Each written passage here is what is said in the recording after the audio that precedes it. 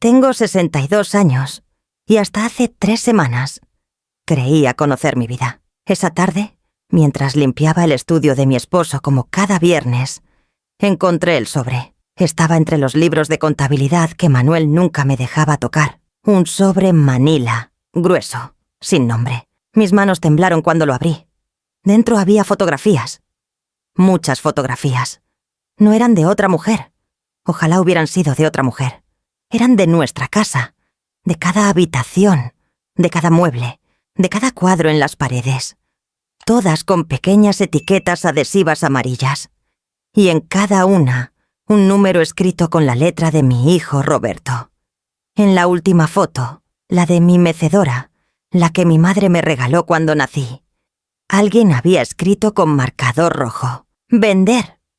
No tiene valor sentimental para nadie más. Esa mecedora me vio crecer. Me vio mecer a Roberto cuando era bebé.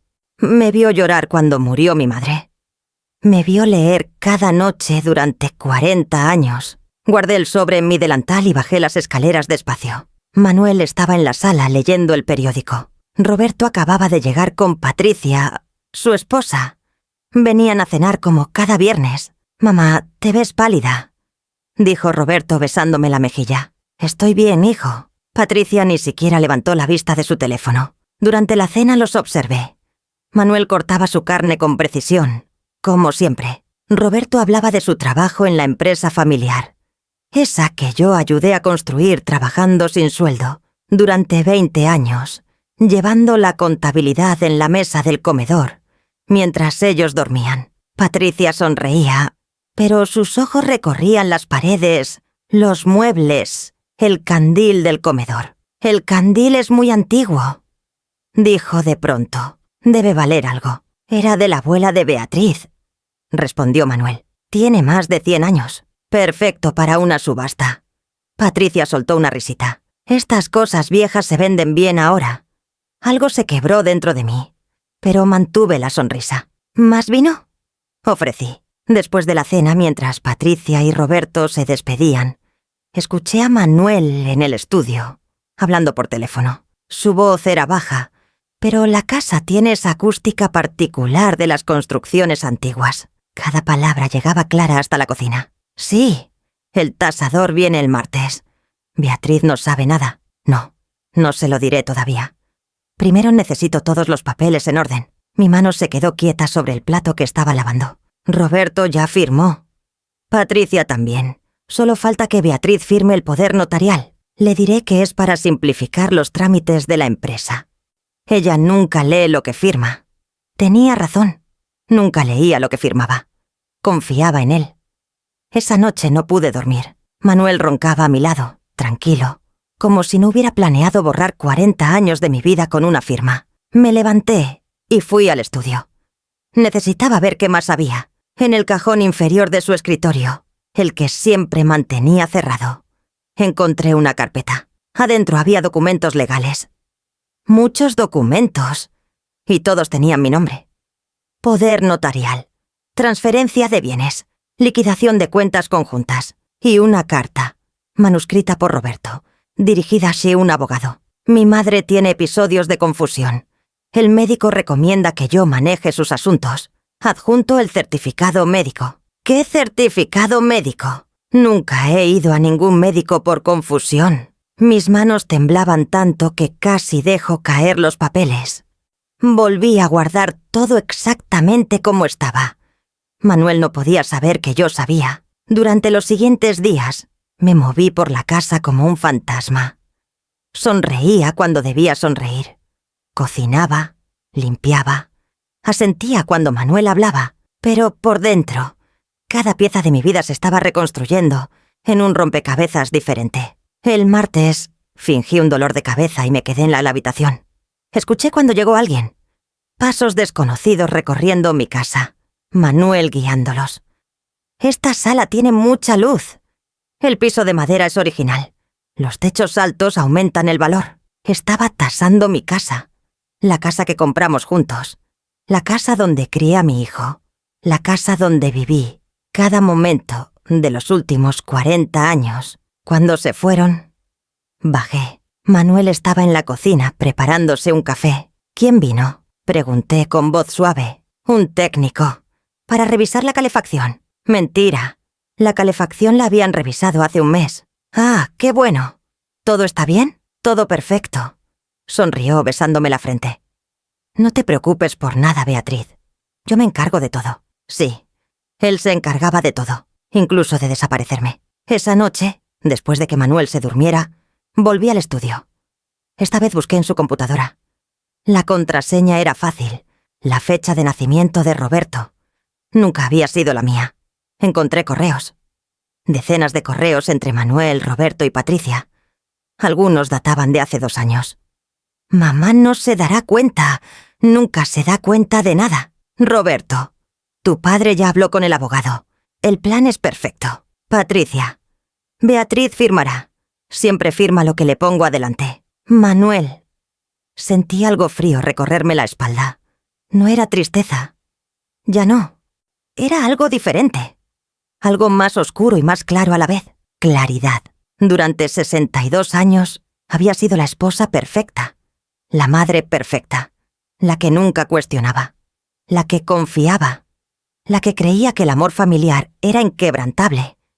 Pero resulta que para ellos, yo era solo un obstáculo. Un trámite. Algo que manejar. Antes de continuar, si algo de esto te hace sentido, suscríbete, porque lo que descubrí después cambió todo. El miércoles, Roberto vino solo. Traía unos papeles. Mamá, necesito que firmes esto. Son documentos de la empresa. Papá dice que es urgente. Los miré. Letra pequeña. Términos legales que parecían diseñados para confundir. ¿Qué dicen exactamente? Roberto pareció sorprendido por la pregunta. Es solo un trámite administrativo, para facilitar las operaciones. Papá lo explicó mejor, ¿no? Papá no me explicó nada. Bueno, pero es normal. Tú no entiendes mucho de estas cosas. Ahí estaba. Esa frase que había escuchado miles de veces en 40 años. Tú no entiendes. Déjame a mí. No te preocupes por eso. Como si mi cerebro fuera decorativo. Déjame leerlo con calma. Dije. Te lo firmo mañana. Pero mamá, es urgente. Mañana, Roberto. Algo en mi voz lo hizo retroceder. Me miró como si me viera por primera vez en años. Luego se fue, llevándose sus papeles sin firmar. Esa noche llamé a Claudia, mi hermana menor, la abogada, la que siempre decía que yo era demasiado buena, demasiado ingenua. Le conté todo.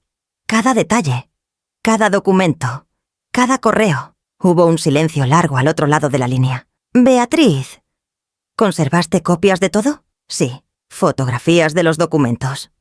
Sí. Bien. No firmes nada. Absolutamente nada. Mañana vengo a tu casa. Y necesito que me consigas algo más. ¿Qué? El nombre del médico que supuestamente diagnosticó tu confusión mental. Esa noche casi no dormí. Pero no fue por tristeza. Fue por algo parecido a la adrenalina. Por primera vez en décadas, sentía que mis decisiones importaban. Que mi voz tenía peso. El jueves por la mañana, mientras Manuel se duchaba, revisé su billetera. Entre sus tarjetas encontré una pequeña nota con un nombre y un teléfono. Doctor Méndez, 10 de la mañana. Certificado listo. Fotografié la nota. Manuel bajó, ya vestido para el trabajo. Hoy llegaré tarde. Tengo varias reuniones. ¿Con el doctor Méndez? Se quedó helado, completamente inmóvil. Sus ojos me miraron con algo que nunca había visto antes. Miedo, como la nota en tu billetera. Dije con calma. ¿Qué certificado está listo, Manuel? Él intentó sonreír. Esa sonrisa que usaba cuando trataba de calmarme después de una discusión. Beatriz, es solo un chequeo de rutina que pedí para los dos. Nada importante. ¿Un certificado médico sobre mi salud mental sin que yo vaya al médico? La sonrisa desapareció. ¿Qué hiciste? Su voz cambió. Ya no era suave. Era dura. Controladora. Revisaste mis cosas. ¿Y tú? ¿Planeaste mi vida sin preguntarme? Estoy protegiendo nuestro futuro. No. Estás robándome mi presente. Manuel dio un paso hacia mí. Alto. Imponente. Como siempre había sido. No entiendes cómo funcionan estas cosas. Entiendo perfectamente. Entiendo que falsificaste un diagnóstico médico. Entiendo que planeaste quitarme mi casa. Entiendo que tu hijo y yo somos cómplices. Entiendo todo, Manuel. Beatriz, su voz era una advertencia. No voy a afirmar nada. Vas a afirmar lo que yo te diga. No. Esa palabra, tan pequeña, tan poderosa, la había dicho tan pocas veces en mi vida. Manuel me miró con desprecio. Eres una estúpida. ¿Crees que puedes hacer algo? No tienes dinero propio. No tienes contactos. No tienes nada sin mí. Tengo copias de todo. El color desapareció de su rostro. ¿Qué? Los correos, los documentos, las fotografías. El plan completo. Y tengo a mi hermana, la abogada, viniendo en 2 horas. Manuel se acercó tanto que pude ver las venas de su cuello. Si haces esto, pierdes todo. La casa, el dinero, a tu hijo. Ya perdí a mi hijo. El día que decidió que yo era un obstáculo. Estás cometiendo un error. El error fue confiar en ti durante 40 años. Manuel tomó su saco y salió dando un portazo.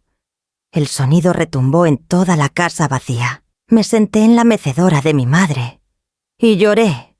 Pero no eran lágrimas de derrota. Eran lágrimas de todo lo que había guardado durante décadas. De cada vez que me callé.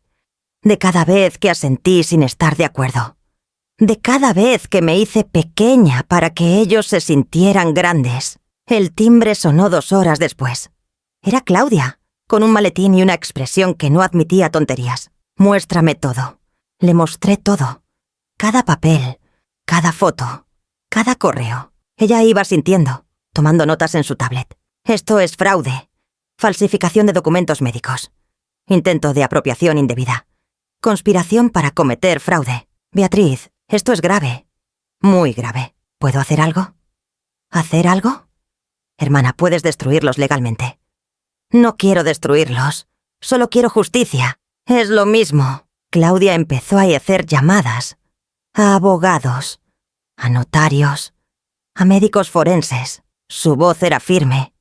Profesional. Implacable. Mientras ella hablaba, yo miraba por la ventana. Manuel había plantado ese jardín hace 20 años. Roberto jugaba ahí cuando era niño. Patricia y él se casaron bajo ese árbol. Todo parecía tan perfecto desde afuera. Claudia colgó el teléfono. Mañana a primera hora vamos con un notario. Vas a hacer una declaración formal. Luego vamos con un médico certificado que evaluará tu estado mental. Y después, el sonido de una llave en la cerradura la interrumpió. Roberto entró sin tocar. Patricia venía detrás de él. Sus rostros cambiaron cuando vieron a Claudia. ¿Qué hace ella aquí?, preguntó Roberto. «Vive aquí», respondió Claudia con frialdad. «Mamá, necesitamos hablar. A solas. Lo que tengas que decir, dilo delante de tu tía». Roberto miró a Patricia. Ella asintió levemente. Él respiró hondo. «Papá nos llamó. Dice que encontraste cosas que no debías encontrar. Dice que estás confundida». «No estoy confundida, Roberto. Estoy muy clara. Mamá, no entiendes. Todo lo que planeamos es por tu bien». ¿Mi bien? ¿Robarme mi casa es por mi bien? No es robar. Es reorganizar. Papá y yo podemos manejar mejor los bienes. Tú no tienes que preocuparte por nada. ¿Y el certificado médico falso? ¿Eso también es por mi bien? Roberto palideció. ¿Cómo? Sé todo, hijo. Absolutamente todo. Patricia dio un paso adelante. Había algo calculador en sus ojos. Señora Beatriz, creo que está malinterpretando las cosas. Su esposo solo quiere protegerla. A veces, las personas mayores. Tengo 62 años, no 92. Y mi mente funciona perfectamente. Nadie dice lo contrario. Los correos dicen lo contrario. Los documentos falsos dicen lo contrario. El plan completo dice lo contrario. Silencio. Un silencio pesado, denso, lleno de verdades que ya no podían esconderse. Mamá. La voz de Roberto tembló. Si haces esto, si le cuentas a alguien, destruyes a la familia. La familia ya está destruida, hijo. La destruyeron ustedes cuando decidieron que yo era prescindible. No eres prescindible. Entonces, ¿por qué planearon mi vida sin mí? ¿Por qué falsificaron documentos? ¿Por qué me mintieron durante 2 años? Roberto no tenía respuesta. Claudia se puso de pie. Creo que es momento de que se vayan. Beatriz necesita descansar. Esta es nuestra casa, espetó Patricia. No, es la casa de Beatriz y Manuel, y Beatriz les está pidiendo que se vayan. Roberto me miró con ojos suplicantes, los mismos ojos con los que me miraba cuando era niño y quería algo. Pero ya no era un niño. Era un hombre que había planeado despojarme de todo. Vete, Roberto.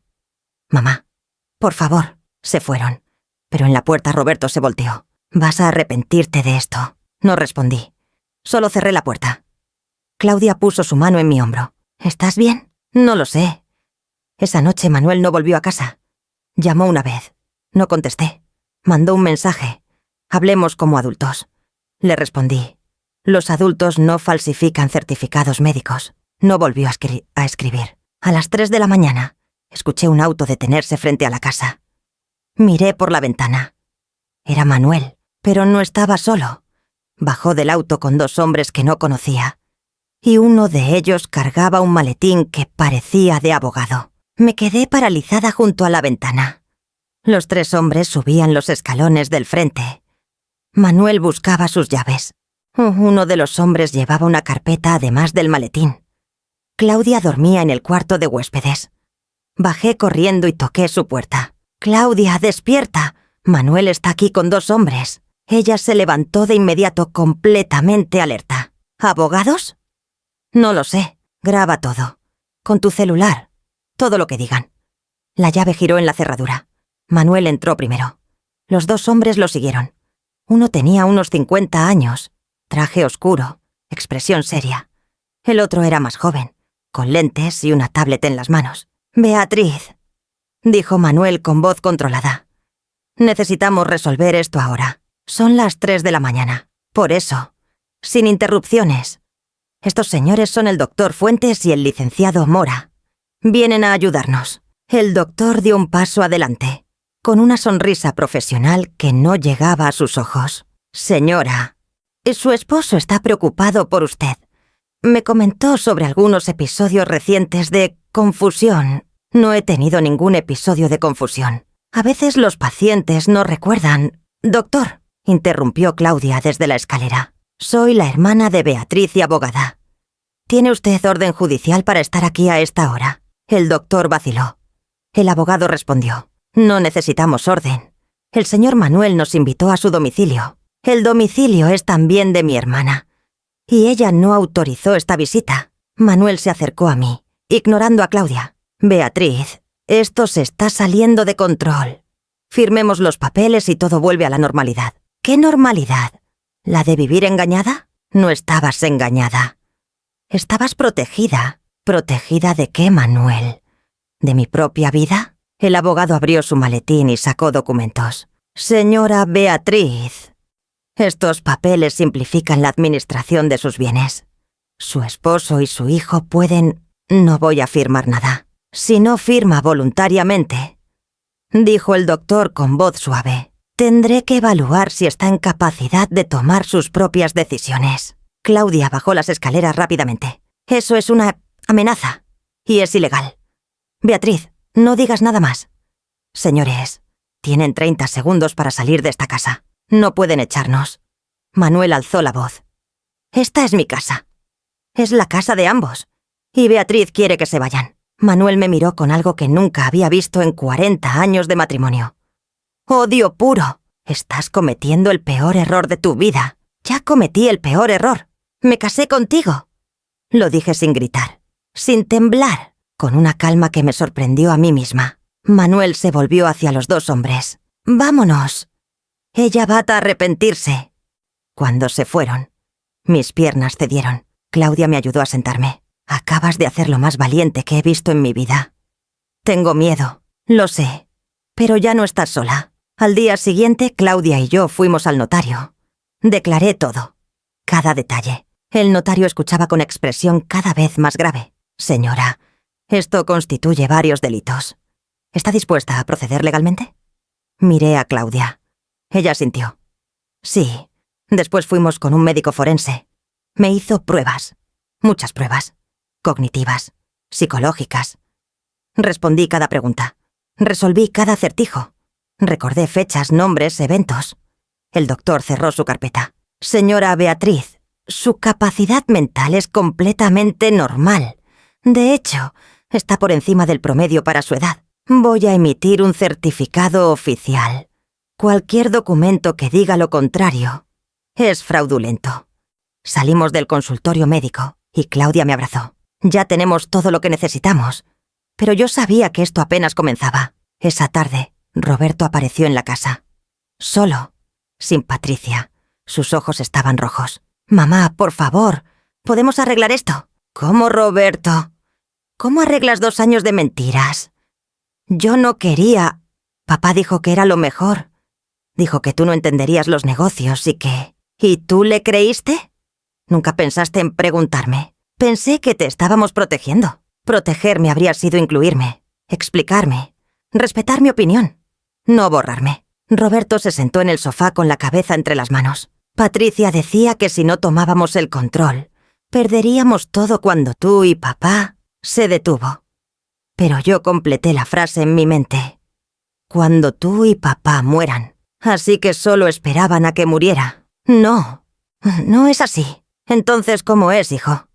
Explícame cómo planear mi vida sin mí es amor. Yo te amo, mamá. El amor no falsifica documentos médicos. Roberto. Silencio. ¿Qué vas a ir a hacer?, preguntó finalmente. «Voy a recuperar mi vida. ¿Eso incluye destruir a papá?» «Eso incluye justicia». Roberto se levantó. En la puerta se volteó. «Siempre fuiste tan buena, tan comprensiva. ¿Qué te pasó?» Me di cuenta de que bondad no significa ser tonta. Se fue sin decir más. Los siguientes días fueron extraños. Manuel no volvió a la casa. Roberto dejó de llamar. Patricia publicó en redes sociales fotos familiares viejas con mensajes sobre valorar a las madres. Como si las redes sociales pudieran borrar la traición. Pero algo estaba pasando. Lo sentía. Claudia también lo sentía. «Están planeando algo», dijo una tarde. «Manuel no se queda callado así». Tenía razón.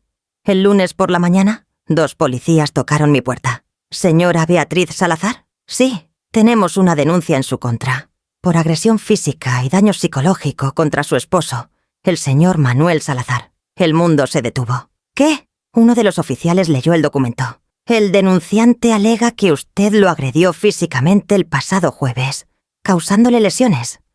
También alega que presenta comportamiento errático y amenazas constantes». Claudia apareció detrás de mí. «Soy su abogada. Esa denuncia es completamente falsa. Aún así, necesitamos que la señora vengas a declarar. Irá. Con su abogada. Mañana a primera hora». Los policías asintieron y se fueron. Cerré la puerta y sentí que las paredes se movían. «Me está acusando a mí. Es una estrategia». Claudia ya estaba marcando números en su teléfono. «Quiere ponerte a la defensiva, hacer que parezcas inestable. Pero tenemos pruebas de todo. Grabaciones, documentos. No va a funcionar. Esa noche no dormí. ¿Cómo había llegado hasta aquí? Hace un mes, mi vida era predecible. Aburrida, quizás, pero segura. Ahora estaba siendo acusada de agresión por el hombre con quien había compartido 40 años. A la mañana siguiente, Claudia y yo fuimos a la comisaría.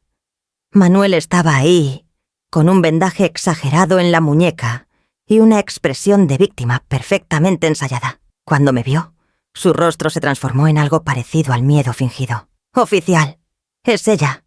Por favor, manténganla alejada de mí». Quise reír o llorar. No sabía cuál. El oficial nos llevó a cuartos separados. Me hicieron 1000 preguntas. ¿Había agredido a ese mi esposo? ¿Cuándo? ¿Cómo? ¿Por qué? Respondí cada pregunta con calma. Con la verdad. Claudia intervino cuando fue necesario, presentando nuestras propias pruebas. Los correos, los documentos falsos, el certificado médico fraudulento, las fotografías de la casa catalogada para venta. La expresión del oficial cambió gradualmente. «Señora, ¿está diciendo que su esposo planeó despojarla de sus bienes?» «No lo digo yo. Lo dicen sus propios correos». Después de 3 horas nos dejaron ir. Manuel fue retenido para más preguntas. Cuando salimos, Patricia estaba en la entrada. Se acercó rápidamente. «Esto es su culpa», me dijo con voz llena de veneno. «Usted está destruyendo esta familia». La familia ya estaba destruida, Patricia. solo que nadie me lo había dicho. Roberto está devastado. Su propio padre podría ir a prisión por su culpa. No, podría ir a prisión por falsificar documentos y fraude.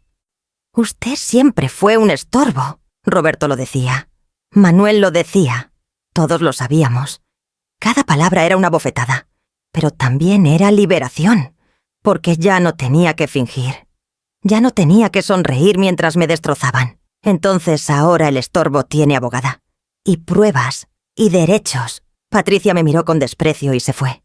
En el auto, Claudia condujo en silencio durante varios minutos. ¿Estás bien? No lo sé. Me siento rara. Como si hubiera despertado en una vida que no reconozco. Despertaste en tu verdadera vida. La otra era la mentira. Llegamos a casa y encontramos algo que hizo que el estómago se me revolviera. La cerradura había sido cambiada. No podía entrar a mi propia casa. Claudia llamó inmediatamente a un cerrajero y a la policía. Pero mientras esperábamos, me senté en los escalones del frente de mi propia casa, incapaz de entrar, y algo dentro de mí se quebró de una forma diferente. No era tristeza, era rabia. 40 años de mi vida. 40 años de cocinar, limpiar, criar, apoyar, callar, sonreír. Y ahora ni siquiera podía entrar a mi casa. El cerrajero llegó primero. Abrió la puerta. Adentro todo estaba exactamente igual, pero también completamente diferente. Como si la casa misma supiera que ya nada era lo mismo. La policía llegó después y tomó nota de todo. Cambiar las cerraduras sin mi consentimiento era ilegal, dado que la casa estaba a nombre de ambos. Esa noche, sola en mi habitación, miré el techo que había visto durante 40 años y tomé una decisión. No iba a ser la víctima de esta historia. Iba a ser la que sobrevivía. Al día siguiente, Claudia llegó temprano con noticias. La fiscalía está investigando el certificado médico falso. El doctor Méndez ya está siendo interrogado. Y hay más. ¿Qué más? Los correos que encontraste mencionan transferencias de dinero. Dinero de la empresa. Dinero que debería ser también tuyo, porque trabajaste 20 años sin sueldo construyendo esa empresa. Nunca firmé ningún papel de la empresa. Exacto. Lo cual significa que tienes derechos sobre ella, que Manuel y Roberto ignoraron convenientemente. Por primera vez en semanas sentí algo parecido a la esperanza. ¿Puedo recuperar algo? Beatriz, puedes recuperar todo. Pero entonces mi teléfono sonó. Era un número desconocido. Contesté. ¿Señora Beatriz? Habla del Hospital Central. Su esposo Manuel Salazar acaba de ingresar. Sufrió un infarto. Está pidiendo verla. El teléfono casi se me cayó de las manos. ¿Un infarto? Sí. Señora, está estable, pero insiste en verla. ¿Puede venir? Miré a Claudia. Ella negó con la cabeza. Es una trampa. ¿Y si no lo es? ¿Y si realmente está enfermo? Beatriz, este hombre acaba de cambiarte las cerraduras de tu propia casa. Acaba de acusarte falsamente de agresión. ¿Y ahora quieres correr a su lado? Tenía razón. Pero 40 años de condicionamiento no desaparecen en 2 semanas. Tengo que ir, aunque sea para cerrar ese capítulo. Entonces voy contigo. Y no hablas con él a solas. En el hospital, el olor a desinfectante me golpeó con recuerdos. Cuando Roberto nació. Cuando mi madre murió. Todos los momentos importantes de mi vida olían a hospital. La enfermera nos guió a la habitación de Manuel. Estaba en la cama, conectado a monitores, con una vía intravenosa. Se veía pequeño, vulnerable. Nada que ver con el hombre imponente que conocí. Cuando me vio entrar, sus ojos se llenaron de lágrimas. Beatriz, pensé que no vendrías. ¿Qué pasó? El estrés. El doctor dice que mi corazón... Hizo una pausa. Beatriz, estuve pensando. Sobre todo. Sobre nosotros. Claudia se quedó junto a la puerta, observando. ¿Y? Pregunté con voz neutral. ¿Me equivoqué? En todo. El plan con Roberto, los documentos... Todo fue un error. ¿Un error? 2 años de planear mi vida sin mí fue un error. Tenía miedo. Su voz se quebró. Miedo de envejecer. Miedo de perder el control.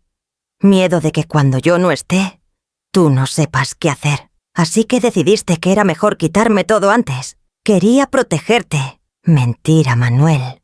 Querías controlarme, como siempre. Él cerró los ojos. Una lágrima rodó por su mejilla. ¿Puedes perdonarme? Esa pregunta flotó en el aire como humo denso. Hace un mes habría dicho que sí inmediatamente. Habría corrido hasta abrazarlo. Habría olvidado todo. Pero ya no era esa mujer. No lo sé. Beatriz, por favor. Somos una familia.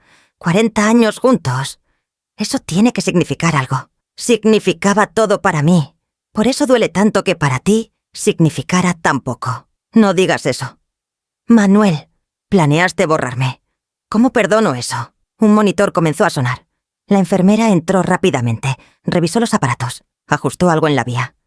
Señora, necesito que no lo altere. Su presión está subiendo. Claudia me tocó el hombro. Beatriz, vámonos. Pero Manuel extendió su mano hacia mí. Espera.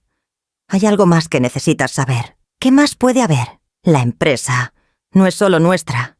Hay deudas, muchas deudas. Roberto invirtió mal. Perdimos casi todo. Por eso necesitábamos vender la casa. No era para quitártela. Era para salvar algo. El mundo se detuvo otra vez. ¿Perdieron todo? Casi todo. La casa es lo único que tiene valor real. Si la vendemos, podemos pagar las deudas y empezar de nuevo. ¿Y el plan era venderla sin decirme nada? Sabía que dirías que no. Esa casa es tu vida entera. Exacto, Manuel. Es mi vida entera. ¿Y pensaste que podías venderla como si fuera cualquier cosa? Pensé en una casa nueva. Más pequeña. Más fácil de mantener. Para los dos. ¿Una casa elegida por ti? ¿Comprada con mi dinero? ¿Sin preguntarme siquiera? Manuel intentó sentarse, pero el dolor lo detuvo. Beatriz, si no vendemos, lo perdemos todo. La empresa quebró. Los acreedores vienen. En 2 meses nos embargan, incluida la casa. Claudia se acercó a la cama. ¿Por qué deberíamos creerte? Has mentido sobre todo lo demás, porque es la verdad. Revisa las cuentas de la empresa. Revisa todo. No miento en esto. Miré a mi hermana. Ella asintió levemente. Lo verificaríamos. Aunque sea verdad. Dije, no cambia nada. Seguiste mintiendo. Seguiste manipulando. Seguiste tratándome como si fuera incapaz de entender. Lo siento. De verdad lo siento. ¿Sabes qué es lo peor, Manuel? Que si me hubieras incluido desde el principio, si me hubieras explicado, si me hubieras respetado lo suficiente para decirme la verdad, habríamos encontrado una solución juntos. Como pareja, como equipo. Tienes razón. Pero preferiste mentir. Preferiste conspirar con nuestro hijo.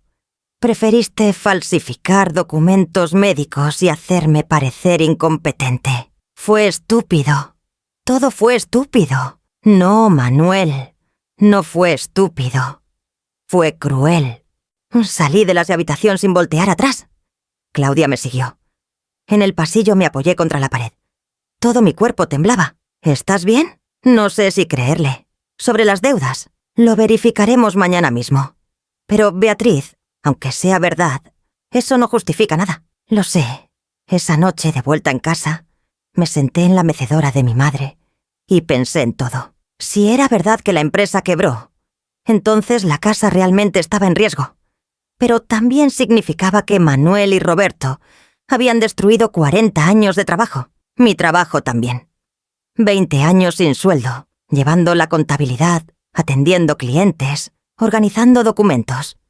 Y ellos lo perdieron todo. Sentí una mezcla extraña de tristeza y rabia. Al día siguiente, Claudia consiguió acceso a los registros de la empresa. Lo que vimos fue peor de lo que imaginaba. Deudas enormes. Inversiones fallidas. Préstamos impagables. Roberto había apostado todo en un proyecto que nunca despegó. Manuel firmó como aval.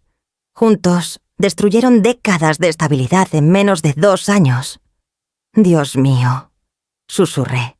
Es verdad. Y hay más. Claudia señaló una línea en los documentos. Mira esto. Manuel sacó un préstamo adicional hace 6 meses. ¿Adivina qué usó como garantía? No. La casa. Sin tu firma. Falsificó tu autorización. La rabia volvió, más intensa que nunca. Entonces ya había decidido arriesgar mi casa antes del plan completo. Sí. Y si no pagan ese préstamo en 3 meses, el banco se queda con la casa de todas formas. ¿Puedo hacer algo? Puedes divorciarte. Ahora, antes de que el banco embargue, la mitad de la casa sería tuya. Podrías venderla y salvar al menos algo. Y Manuel que se salve solo. O con Roberto. Ellos crearon este desastre. Me quedé mirando los papeles.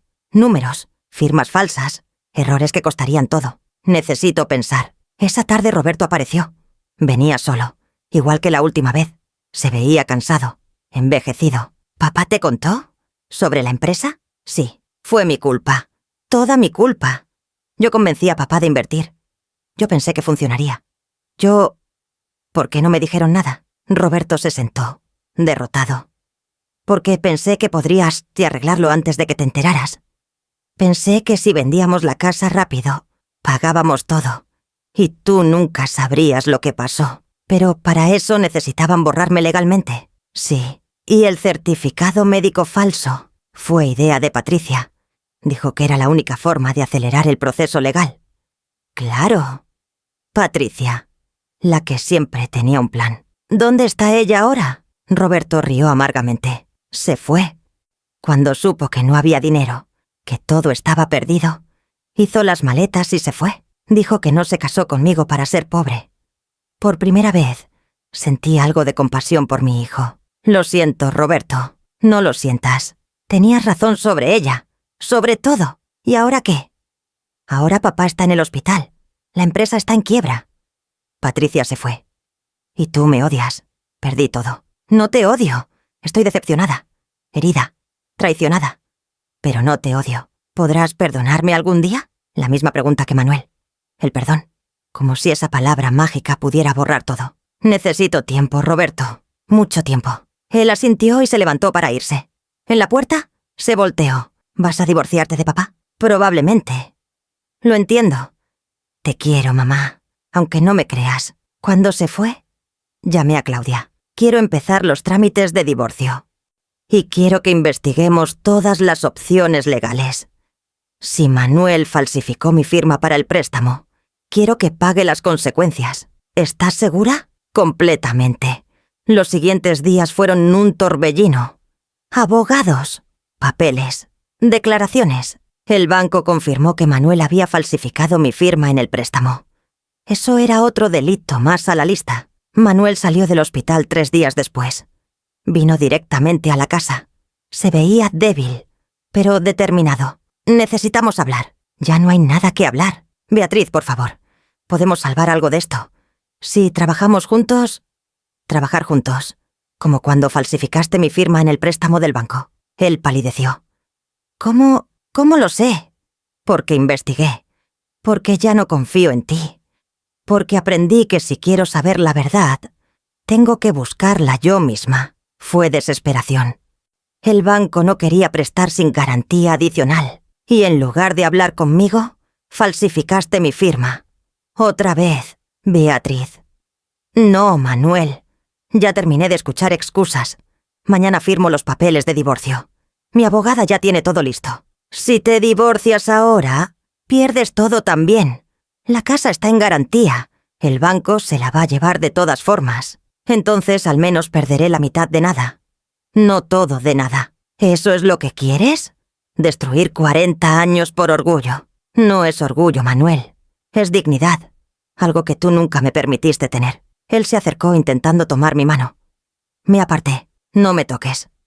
Beatriz, te amo. A pesar de todo, te amo. No, amabas controlarme.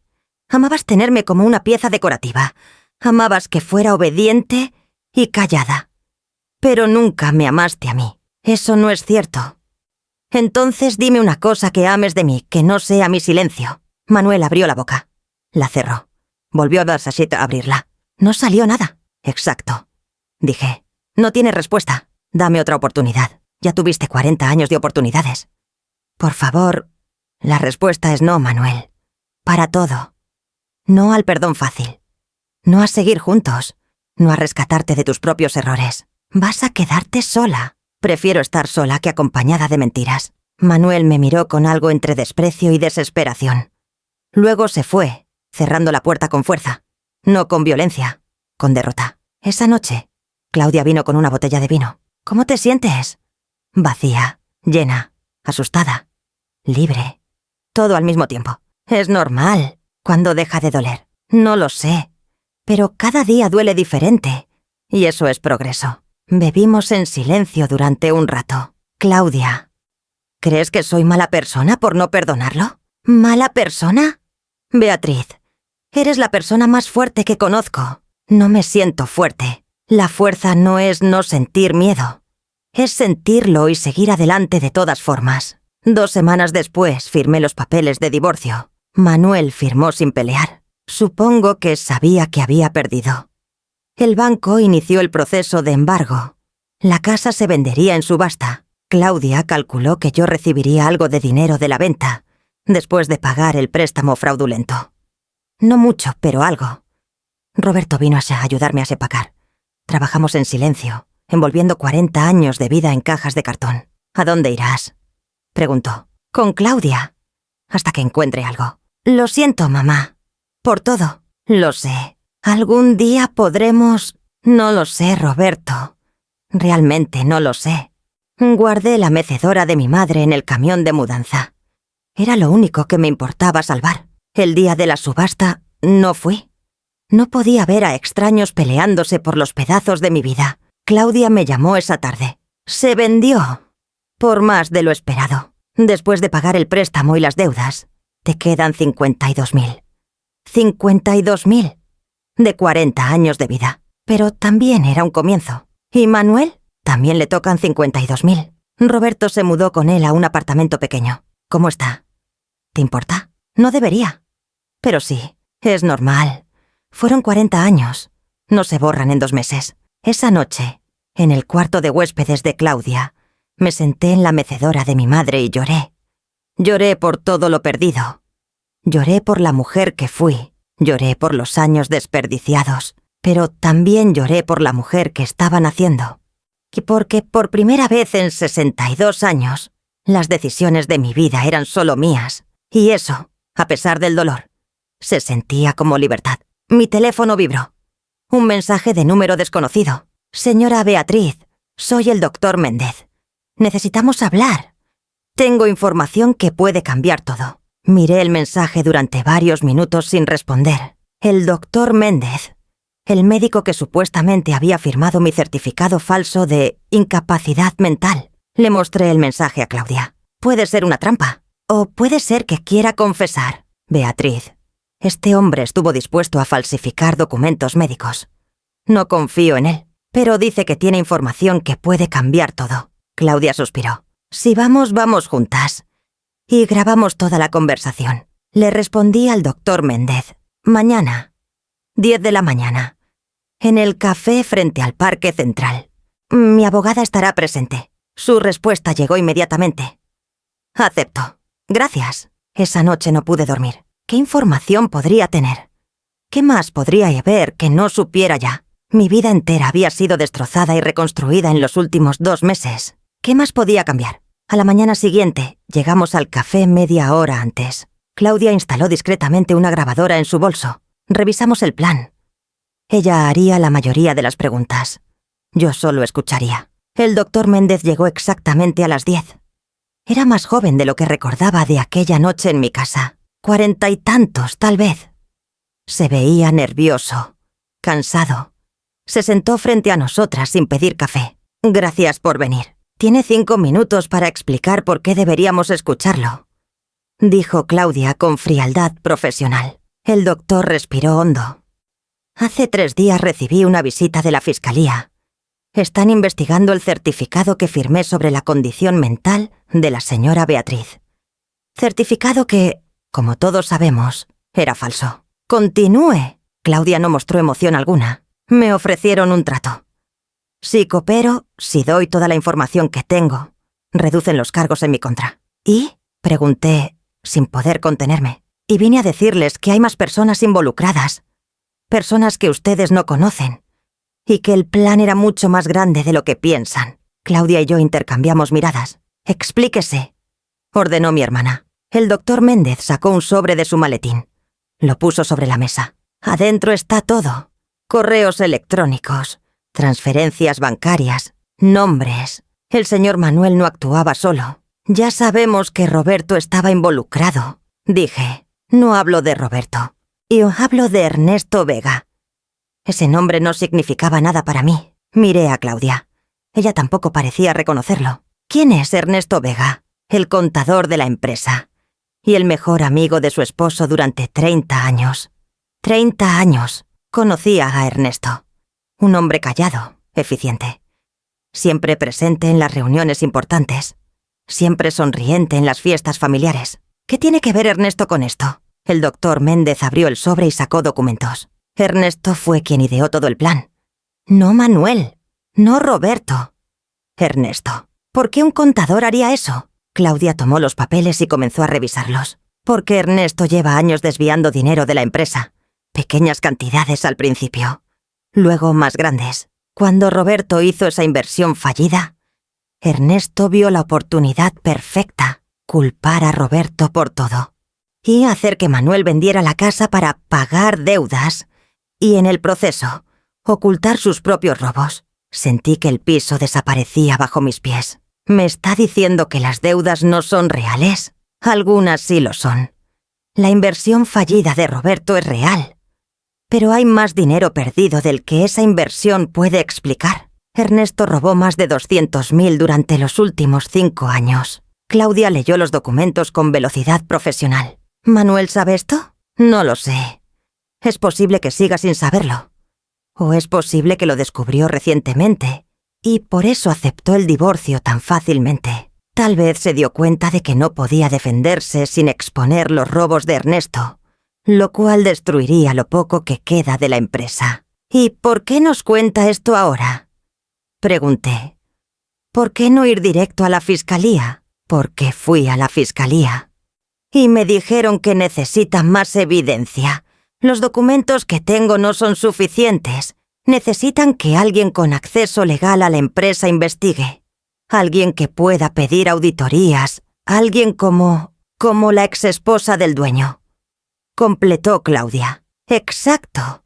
Si la señora Beatriz solicita una auditoría completa de la empresa como parte del proceso de divorcio, pueden descubrir todo. Pero si yo simplemente entrego estos papeles, Ernesto puede alegar que son falsos, que yo los inventé para reducir mi culpa. Claudia puso los documentos sobre la mesa. ¿Y usted qué gana ayudándonos? Gano que la verdad salga a la luz. Y gano que cuando salga, quede claro que yo era solo una pieza pequeña en un plan mucho más grande. Un plan que no inventé yo. Usted falsificó un documento médico. Eso es grave. Dije, lo sé, y voy a pagar por eso. Pero al menos quiero que paguen todos los culpables, no solo yo. Nos quedamos en silencio. El café a nuestro alrededor seguía con su ritmo normal. Gente pidiendo bebidas, conversaciones banales, risas. Todo tan ajeno a lo que estaba pasando en nuestra mesa. ¿Puedo quedarme con estos documentos? Preguntó Claudia. Son copias. Las originales ya están con la fiscalía. Bien, estaremos en contacto. El doctor Méndez se levantó. Señora Beatriz, sé que no tengo derecho a pedirle esto, pero... Lo siento. De verdad. Necesitaba el dinero. Mi hija está enferma. Los tratamientos son caros. Y cuando Manuel me ofreció 20.000 por firmar ese certificado, no pensé en las consecuencias. Solo pensé en salvar a mi hija. No supe qué decir. Parte de mí quería gritarle. Otra parte entendía la desesperación de un padre. Todos tomamos decisiones por las razones equivocadas. Dije finalmente. Espero que su hija esté bien. Él asintió, con los ojos húmedos, y se fue. Claudia y yo nos quedamos en el café durante 1 hora más, leyendo cada documento. Transferencias bancarias. Correos entre Ernesto y contactos en bancos extranjeros. Cuentas offshore. Facturas falsas. Era una red compleja de engaños que había durado años. ¿Manuel realmente no sabía? Pregunté. Es difícil saberlo. Pero Beatriz, incluso si no sabía sobre los robos de Ernesto, igual planeó quitarte la casa. Igual falsificó documentos. Su ignorancia sobre una cosa no lo excusa de todo lo demás. Lo sé, pero si esto es verdad, entonces Roberto no destruyó la empresa solo. Fue Ernesto. Todo este tiempo, culpamos a Roberto. Roberto igual participó en tu engaño. No lo absuelvas completamente. Oh, tenía razón. Pero algo en esta nueva información cambiaba la narrativa completa. ¿Qué hacemos ahora? Ahora solicitamos esa auditoría y descubrimos exactamente cuánto robó Ernesto. Porque si recuperamos ese dinero, Beatriz, tal vez no pierdas todo. Tal vez puedas recuperar algo de lo que te quitaron. Los siguientes días fueron intensos. Claudia presentó la solicitud de auditoría forense. El juez la aprobó inmediatamente, especialmente después de ver la evidencia preliminar del doctor Méndez. Manuel me llamó esa noche. ¿Qué estás haciendo, Beatriz? Buscando la verdad. La auditoría va así destruir lo poco que queda de la empresa. La empresa ya está destruida, Manuel. ¿O no sabías que tu mejor amigo lleva años robándote? Silencio largo al otro lado de la línea. ¿De qué hablas? De Ernesto. De las cuentas offshore. De los 200.000 que desaparecieron mientras tú y Roberto se culpaban el uno al otro. Eso es imposible. Ernesto nunca... Lee los documentos que te va a enviar mi abogada, y luego hablamos. Colgué sin esperar respuesta. 20 minutos después, Roberto tocó a mi puerta. Estaba pálido, tembloroso. Mamá, ¿es verdad? ¿Sobre Ernesto? Según la evidencia que tenemos, sí. Pero él me ayudó con la inversión. Él revisó todos los números. Él dijo que era segura, porque necesitaba que la inversión fallara para ocultar sus robos. Roberto se dejó caer en el sofá. Dios mío. Todo este tiempo pensé que había destruido la empresa. Pensé que era mi culpa. Papá me culpaba. Patricia me culpaba. Yo me culpaba. Parte de la culpa sí es tuya, Roberto. Participaste en el plan para quitarme la casa. Eso no cambia. Lo sé. Pero mamá, ¿y si Ernesto robó todo ese dinero? Si podemos recuperarlo, tal vez no perdamos todo. Completé. ¿Significa eso que tú y papá? No, Roberto. Tu padre y yo terminamos. Eso no cambia. Pero tal vez pueda recuperar algo de lo que construí durante 20 años. Roberto se quedó mirando el piso. ¿Por qué nos ayudas? Después de todo lo que te hicimos. Porque a pesar de todo, seguimos siendo familia. Y porque la justicia no es solo castigo. También es recuperar lo robado. 2 semanas después, la auditoría forense presentó sus resultados. Ernesto Vega había robado exactamente 237.000 durante 5 años. Tenía cuentas en 3 países diferentes, propiedades a nombre de familiares, inversiones ocultas y lo más impactante, había falsificado la firma de Manuel en algunos documentos, igual que Manuel había falsificado la mía. La fiscalía arrestó a Ernesto esa misma tarde.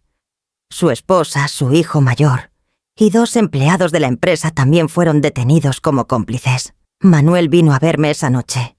Se veía devastado. 30 años de amistad. 30 años confiando en él. ¿Ahora sabes cómo me sentí yo? Dije sin emoción. Beatriz, sé que no merezco tu perdón. Sé que destruí todo. Pero, ¿podemos al menos trabajar juntos para recuperar el dinero? Mi abogada ya está en eso. Y sí, trabajaremos juntos en esa parte. Pero solo en esa parte. ¿El divorcio sigue? El divorcio sigue. Él asintió, derrotado. ¿Hay algo que pueda hacer para...? No, Manuel. No hay nada. Se fue lentamente, como si cada paso le costara el doble de esfuerzo. 1 mes después, la fiscalía logró congelar todas las cuentas de Ernesto. Y recuperaron 190.000 de los 237.000 robados. El resto se había perdido en inversiones fallidas. El juez determinó que ese dinero debía dividirse. Mitad para la empresa, Manuel y Roberto. Mitad para mí. Como compensación por los años trabajados sin sueldo y por el fraude sufrido. 95.000, sumados a los 52.000 de la venta de la casa. Tenía 147.000 para empezar de nuevo. No era una fortuna, pero era mío. Completamente mío. Claudia me ayudó a encontrar un apartamento pequeño. 2 habitaciones. Mucha luz. Vistas a un parque. Nada lujoso, pero acogedor. El día de la mudanza, coloqué la mecedora de mi madre junto a la ventana. Me senté en ella y miré el parque. Niños jugando, parejas caminando, vida sucediendo. Roberto vino a Yorkshire a ayudarme a desempacar. Si trabajamos en silencio durante horas. Al final del día, cuando ya casi todo estaba en su lugar, se sentó en el piso de la sala. «Mamá, sé que no tengo derecho a preguntar esto, pero ¿algún día podrás perdonarme?» Lo miré durante un largo momento. «Honestamente, Roberto, no lo sé. Hay días en que pienso que sí. Hay días en que el solo verte me recuerda todo el dolor. Pero estoy trabajando en ello, con una terapeuta. ¿Vas a terapia? 3 veces por semana. Resulta que 40 años de ser silenciada dejan cicatrices profundas. Lo siento tanto. Lo sé. Pero lo siento. No es suficiente. Necesito ver cambios. Necesito ver que entendiste realmente lo que hiciste. Lo entiendo. Lo juro que lo entiendo. El tiempo lo dirá». Roberto se fue poco después. Pero antes de irse, se volteó en la puerta. «Estoy orgulloso de ti, mamá. Sé que suena raro, considerando todo. Pero lo estoy.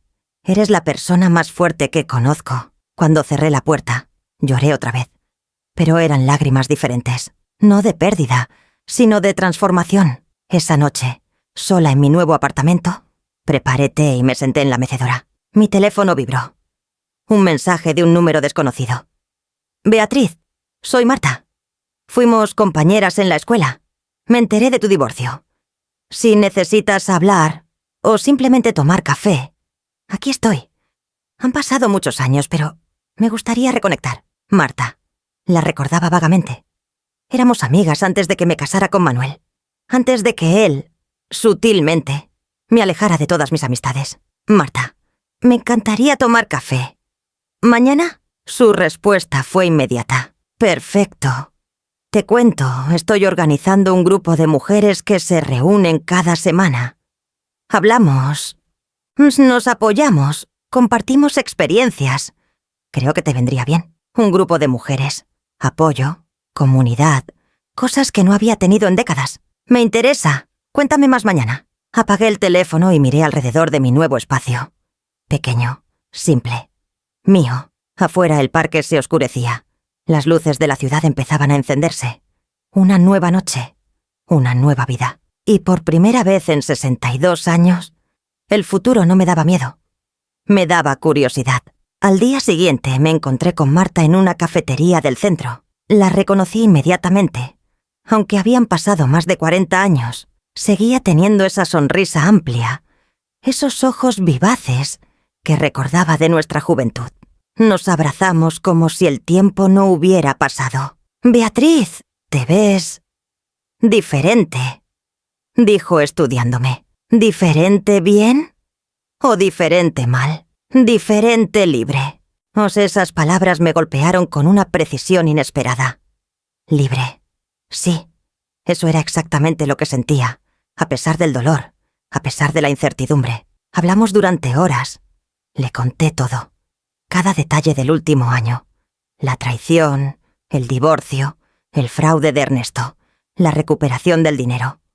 Mi nuevo apartamento. Marta escuchaba con atención, asintiendo en los momentos apropiados, tocando mi mano cuando las palabras se volvían difíciles. «Beatriz, lo que viviste».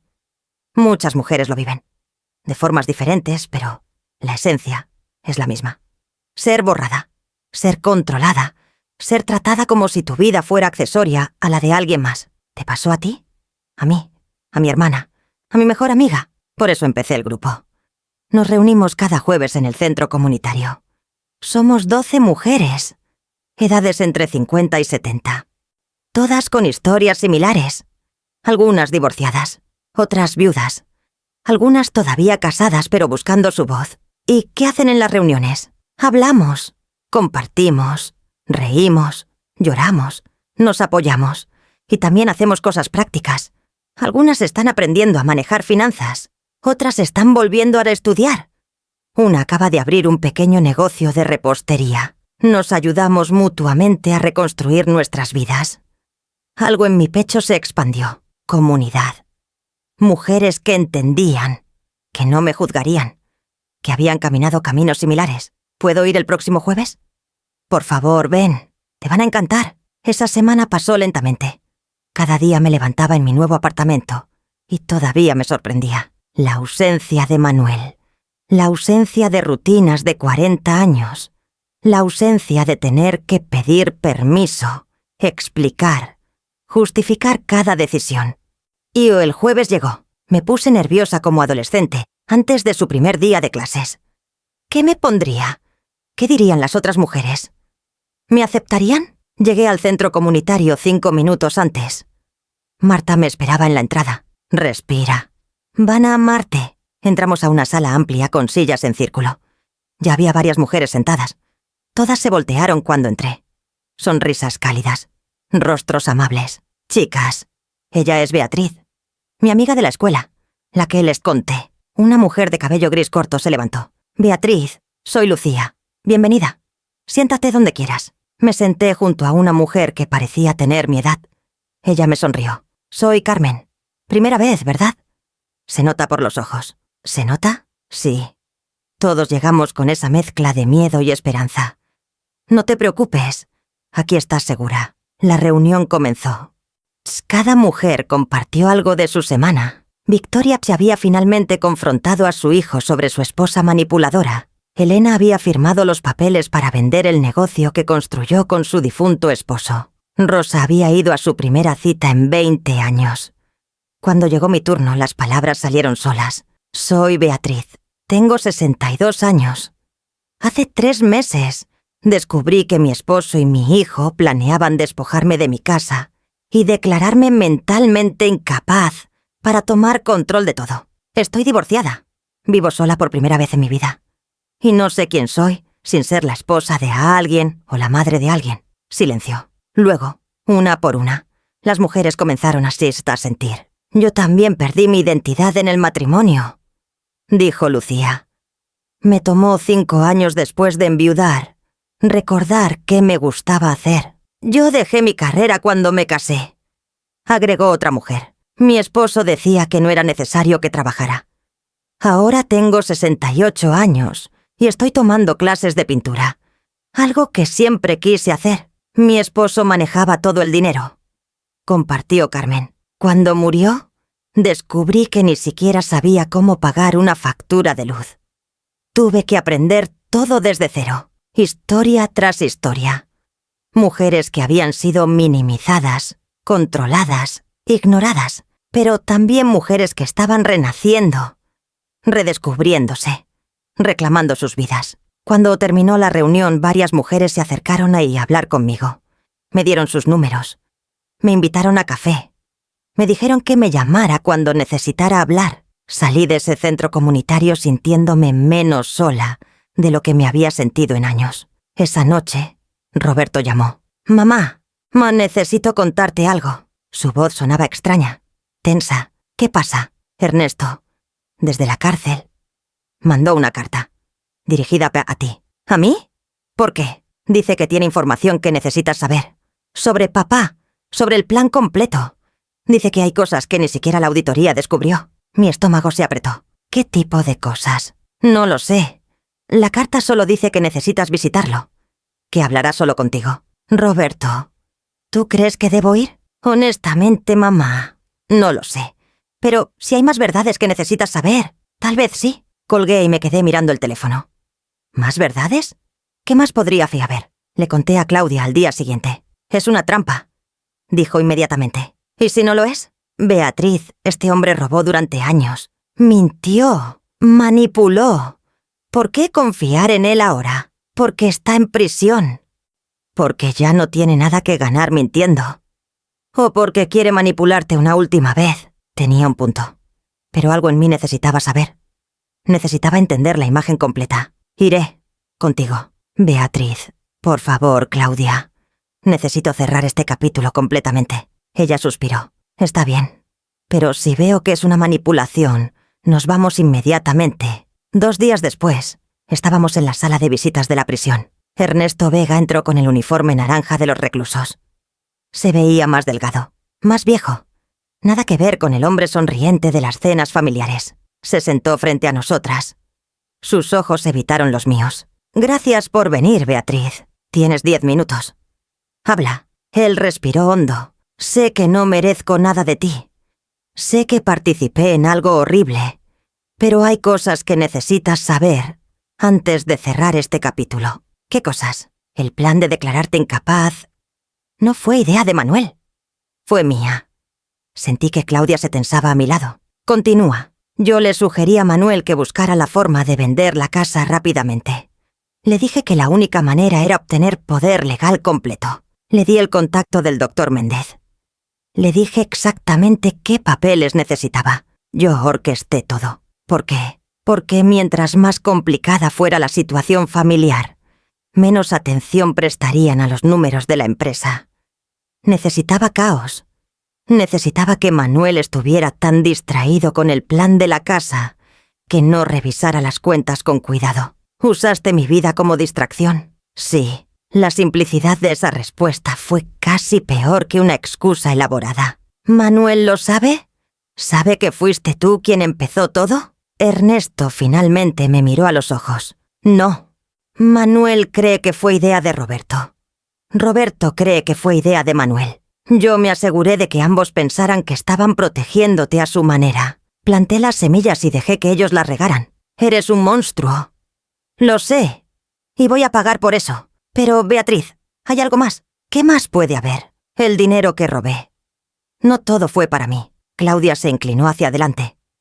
Explícate. Parte fue para mí, sí. Pero también estaba pagando deudas de Manuel que él ni siquiera sabía que tenía. ¿Qué? Manuel tiene un problema con el juego. Desde hace años. Apuestas deportivas, casinos, deudas con gente peligrosa. Yo lo cubría.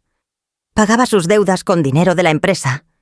Pensaba que eventualmente pararía, pero nunca lo hizo. Y las deudas seguían creciendo. Sentí que todo el aire salía de mis pulmones. ¿Manuel es jugador? Sí. Y te lo ocultó durante todo su matrimonio. Yo era su cómplice, su encubridor. Y a cambio, él hacía la vista gorda con mis propias comisiones de la empresa. ¿Cuánto debe Manuel? La última vez que pagué por él, hace 6 meses, eran 80.000. Probablemente ahora es más. Claudia sacó su libreta. Nombres. Quiero nombres de las personas a quienes debe. Ernesto le dio varios nombres. Lugares, fechas, todo. ¿Por qué me cuentas esto ahora? Pregunté. Porque Manuel va a volver a buscarte. Cuando descubra que las deudas siguen ahí, cuando los prestamistas empiecen a presionar, va a volver. Te va a pedir ayuda. Te va a decir que es una emergencia, que es la última vez que ha cambiado. Y necesitas saber la verdad antes de que eso pase. Necesitas saber que su problema no es nuevo, que no va a cambiar, que si le das dinero, y lo va a perder, y luego volverá por más. ¿Por qué te importa lo que yo haga? Ernesto bajó la mirada. Porque mi esposa está en la misma situación que tú. Descubrió todo. Me dejó. Está reconstruyendo su vida. Y si pudiera hablar con ella, le diría lo mismo que te digo a ti. No vuelvas. No importa cuánto suplique. No importa cuántas promesas haga. Las personas como Manuel y como yo no cambiamos. Nos quedamos en silencio. El guardia indicó que el tiempo había terminado. Ernesto se levantó. Una última cosa, Beatriz. ¿Qué? Fuiste la única en todas esas cenas familiares que siempre me trató con genuino respeto. La única que preguntaba por mi familia. La única que recordaba cumpleaños. No merecías nada de lo que te hicimos. Se fue sin esperar respuesta. En el auto, Claudia y yo nos quedamos sentadas en silencio durante varios minutos. ¿Le crees? Pregunté finalmente. Voy a investigar. Pero sí, creo que dice la verdad. No tiene razón para mentir ahora. Entonces, Manuel, durante 40 años, ha sido un mentiroso. Sí, manejamos de regreso en silencio. Mi cerebro trataba de procesar 40 años de matrimonio bajo esta nueva luz. Las veces que Manuel llegaba tarde. Las reuniones de negocios. Los viajes repentinos. Las facturas que yo nunca veía. Todo tenía ahora una explicación diferente. Cuando llegamos a mi apartamento, Claudia me abrazó. ¿Estás bien? No, pero voy a estarlo. Esa noche, sola en mi mecedora, Lloré otra vez. Pero estas lágrimas eran diferentes. No era dolor fresco. Era el duelo final de algo que nunca fue real. Mi teléfono sonó. Era Manuel. No contesté. Llamó 3 veces más. Luego mandó un mensaje. «Beatriz, necesito hablar contigo. Es urgente. Es sobre dinero. Por favor». Ahí estaba, tal como Ernesto predijo. Le respondí. La respuesta es no. Para todo. No más conversaciones. No más oportunidades. No más nada. Su respuesta llegó inmediatamente. «Estoy en problemas. Gente peligrosa. Por favor, solo esta vez. Tus problemas no son míos, Manuel. Busca ayuda profesional. Busca terapia. Busca ayuda para tu adicción al juego. Pero no me busques a mí. ¿Cómo sabes? Sé todo. Finalmente sé todo». Y la respuesta sigue siendo no. Bloqueé su número. Luego bloqueé el número de Roberto. Por si acaso Manuel intentaba contactarme a través de él. Necesitaba silencio. Necesitaba espacio.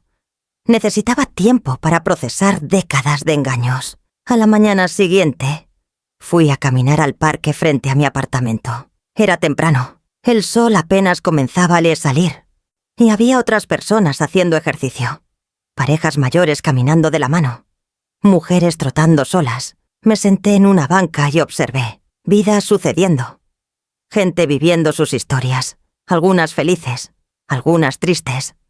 Todas reales. Una mujer de unos 70 años se sentó en la banca junto a mí.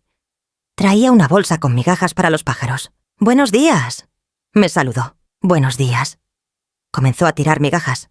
Los pájaros llegaron inmediatamente. «¿Primera vez que vienes a este horario?», preguntó. «Sí, acabo de mudarme al edificio de enfrente». «Ah, bienvenida al vecindario. Yo vengo todas las mañanas desde hace 15 años. Desde que enviudé. Lo siento». «No lo sientas.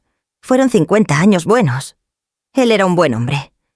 Pero cuando murió, descubrí que no sabía cómo estar sola. Tuve que aprender. Estas mañanas con los pájaros fueron mi terapia». «¿Y ahora? ¿Ya sabes estar sola?». Ella sonrió. «Ahora sé que estar sola no es lo mismo que estar solitaria. Tengo amistades, tengo actividades, tengo mi vida. Y algunas mañanas como esta, la soledad es exactamente lo que necesito». Sus palabras resonaron en mí. «Estoy aprendiendo eso», dije. «A estar sola sin sentirme solitaria. Es un proceso, pero vale la pena. Porque cuando finalmente estás bien contigo misma, cuando finalmente te conoces sin la influencia de nadie más, ahí es cuando realmente empiezas a vivir». Los pájaros seguían llegando. La mujer seguía alimentándolos. El sol seguía subiendo. «¿Cómo te llamas?», le pregunté. «Sofía». «¿Y tú?». «Beatriz». «Mucho gusto, Beatriz. Te veo mañana, ¿sí?». «Sí, mañana». Ella se fue, dejándome con los pájaros y el amanecer. Volví a mi apartamento sintiéndome diferente, más ligera. Como si cada conversación, cada encuentro, cada pequeña conexión estuviera construyendo algo nuevo dentro de mí. Esa tarde, Claudia llamó. Investigué todo lo que dijo Ernesto. Es verdad. Manuel debe actualmente 120.000 a 3 prestamistas diferentes. Uno de ellos tiene antecedentes violentos. ¿Manuel está en peligro? Posiblemente. Pero Beatriz, no es tu problema. No puedes salvarlo. Lo sé. ¿De verdad lo sabes? Porque te conozco. Y sé que tu primer instinto es ayudar. Mi primer instinto era ayudar. Pasado. Ya no soy esa mujer. Bien. Porque mañana tengo buenas noticias para ti. ¿Qué noticias? El juez aprobó la liquidación final. Los 95.000 de la recuperación de Ernesto son oficialmente tuyos. Se depositan mañana en tu cuenta. 95.000. Más los 52.000 de la casa. 147.000 para empezar de nuevo. Gracias, Claudia. Por todo. Para eso están las hermanas. Esa noche me senté ahí a hacer cuentas. Con 147.000, podía vivir modestamente durante varios años si era cuidadosa. O podía invertir en algo. Empezar un negocio pequeño, viajar, estudiar algo nuevo. Las posibilidades eran infinitas. Y por primera vez, en 62 años, las decisiones eran completamente mías. 3 meses después de ese día, Mi vida había tomado una forma que nunca imaginé. Me levantaba cada mañana a las 6. Caminaba al parque. Me sentaba con Sofía a alimentar pájaros. Luego volvía, preparaba café y dedicaba 1 hora a leer. Libros que yo elegía. Temas que me interesaban. No las novelas románticas que Manuel decía que debía leer. No los libros de cocina que Patricia me regalaba con indirectas sobre recetas. Leía sobre finanzas personales, sobre psicología, sobre mujeres que habían reconstruido sus vidas después de los 60. Los jueves iba religiosamente al grupo de Marta. Cada semana las historias de esas mujeres me recordaban que no estaba sola, que la reinvención no tenía edad. Lucía había abierto una pequeña librería de libros usados. Carmen había vuelto a la universidad a estudiar literatura. Rosa se había enamorado de un viudo que conoció en clases de baile. ¿Y tú, Beatriz?, me preguntó Marta una tarde. ¿Qué sueño tienes guardado? La pregunta me tomó por sorpresa. Nadie me había preguntado sobre mis sueños en décadas. No lo sé. Hace tanto tiempo que no me permito soñar. Entonces empieza ahora. No tienes que saberlo todo de inmediato. Solo empiezas a preguntarte. ¿Qué me hace feliz? Esa noche, en mi mecedora, pensé en la pregunta. ¿Qué me hacía feliz? Cocinar. Pero no para obligación. Cocinar cuando quería, lo que quería, experimentando, ayudar a otros. Siempre me había gustado escuchar, aconsejar, apoyar. Y curiosamente, descubrí que me gustaba manejar números. Esos 20 años llevando la contabilidad de la empresa no habían sido solo de ver. Había algo satisfactorio en ver cómo los números cuadraban, en encontrar soluciones a problemas financieros. Una idea comenzó a formarse. Vaga al principio, luego más clara. ¿Y si combinaba todo eso? Al día siguiente hablé con Claudia. Quiero usar parte del dinero para tomar cursos. De contabilidad. De asesoría financiera. Quiero ayudar a mujeres como yo, que no saben manejar sus finanzas, porque siempre alguien más lo hizo por ellas. Claudia sonrió. Eso es brillante, Beatriz. ¿Crees que pueda? ¿A mis 62 años? ¿Por qué no? La edad solo importa si tú decides que importa. Me inscribí en cursos en línea. Contabilidad básica. Finanzas personales. Planificación de retiro. Pasaba las tardes estudiando, tomando notas, aprendiendo. Mi cerebro, ese cerebro que Manuel decía que no entendía estas cosas, absorbía la información con hambre, como si hubiera estado esperando décadas para ser alimentado. 1 mes después, aprobé mi primer examen de certificación. Lloré cuando vi el resultado, no de tristeza, de orgullo puro. Le mandé una foto del certificado a Claudia. Ella respondió con emojis de celebración y un mensaje. Sabía que podías. Siempre supe, pero no todo era sencillo. Había días difíciles, días en que la soledad pesaba, días en que extrañaba la rutina, aunque esa rutina me hubiera estado matando lentamente, días en que veía parejas mayores caminando juntas y sentía una punzada de dolor por lo que pudo haber sido. En esos días, llamaba así a las mujeres del grupo, o iba a caminar, o me sentaba en la mecedora y me permitía sentir todo sin juzgarme. Mi terapeuta, la doctora Ramírez, me había enseñado eso, que los sentimientos no eran buenos o malos, solo eran, y merecían ser sentidos. Es normal extrañar incluso lo que te hacía daño. Me dijo en una sesión, 40 años es mucho tiempo. Tu cerebro está reaprendiendo cómo vivir. Sé paciente contigo misma. Seguí su consejo, algunos días mejor que otros. Roberto intentó contactarme varias veces. Le respondí solo una. Cuando estés listo para una conversación real, sin excusas, sin minimizar lo que pasó, hablamos. Hasta entonces, necesito espacio. No volvió a escribir. Parte de mí se sintió aliviada. Otra parte, triste. Manuel nunca dejó de intentar. Mensajes desde números desconocidos. Cartas que dejaba en la puerta de mi edificio. Siempre el mismo tema. Necesitaba dinero. Estaba en problemas. Prometía cambiar. Tiré cada carta sin leerla completa. Claudia me mantuvo informada sobre su situación. Los prestamistas lo habían demandado. Iba a perder el apartamento que compartía con Roberto. Su adicción al juego seguía sin tratamiento. ¿Sientes algo?, me preguntó Claudia una tarde. Tristeza por el tiempo perdido. Pero no culpa, no responsabilidad. Sus decisiones son suyas. Bien. ¿Por qué llamó al despacho hoy? Quiere hablar contigo. ¿Quién dice que es diferente esta vez? La respuesta es no. Eso le dije. Solo quería que supieras.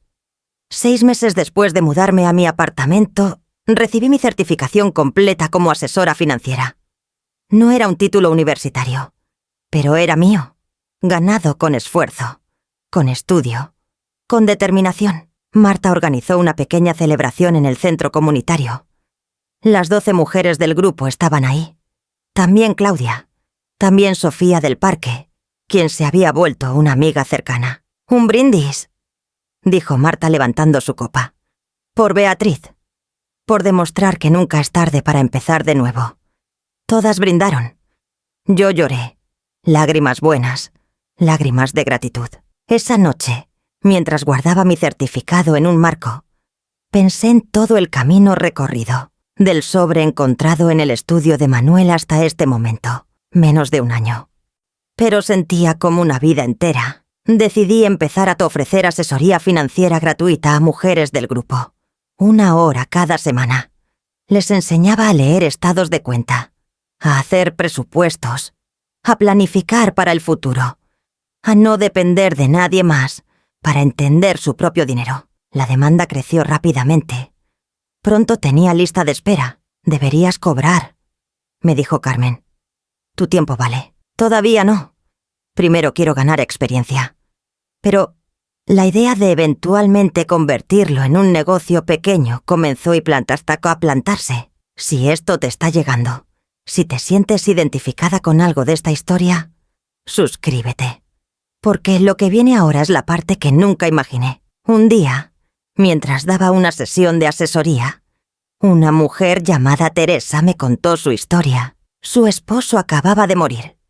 50 años de matrimonio. Y ella acababa de descubrir que él había dejado deudas enormes que ella ni siquiera sabía que existían. «No sé qué hacer», lloró. «No sé ni por dónde empezar». Le ayudé a organizar sus documentos, a contactar a los acreedores, a entender sus opciones legales, a hacer un plan. 3 meses después, me trajo flores. «Salvaste mi vida», dijo, literalmente. Estaba pensando en terminar con todo. No veía salida, pero me mostraste que sí había una. Esas palabras me rompieron y me sanaron al mismo tiempo. Esa noche tomé una decisión. Usaría parte de mi dinero para crear algo más permanente. Un programa de asesoría financiera gratuita para mujeres en crisis. En el centro comunitario, con ayuda de Marta y las otras mujeres del grupo. Le presenté la idea a Claudia. «¿Estás segura? Vas a invertir dinero sin garantía de retorno». «Estoy segura». «No se trata de dinero. Se trata de ayudar a otras mujeres a no pasar por lo que yo pasé, a no sentirse perdidas, a no depender de hombres que las traicionan. Entonces hagámoslo». Tardamos 2 meses en organizar todo. Conseguimos un espacio en el centro comunitario. Reclutamos a 2 contadoras retiradas que querían ser voluntarias. Creamos folletos. Corrimos la voz. El día de la inauguración esperábamos tal vez 5 o 6 mujeres. Llegaron 27. Algunas divorciadas. Algunas viudas.